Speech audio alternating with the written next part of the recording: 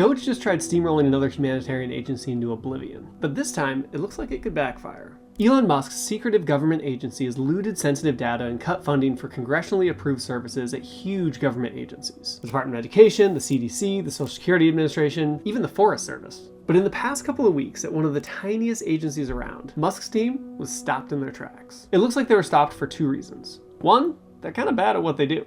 And two, people finally stood up to them. Usually what happens is this. The DOGE kids roll in, assert authority over an agency, the people working there believe them, so the DOGE guys are then able to come, take the agency's data, and strip it for parts. They tried doing the same thing at USADF. First, DOGE tried to email termination letters to the board that runs it, but they didn't go to the trouble of actually finding out what their emails were. They just guessed. So they sent emails to firstname@gmail.com or iCloud.com or usadf.org, which isn't even the right website. They also spelled some of the board members' names wrong in the emails they made up. And as a result, only one person actually received a termination letter. Since no one knew that they'd been fired, when the DOGE kids showed up at USADF and demanded entry, they were denied because they didn't have ID badges. So the kids went and convinced a US Marshal to force entry and change the locks, and then started going through people's offices and hoarding data. But USADF didn't just roll over. Their president sued DOGE, and a judge ordered them to leave the agency alone until their lawsuit could be ruled on. The board's president did get fired. He was the only one who actually got the email. But the judge denied Trump the power to install his own person to run the agency.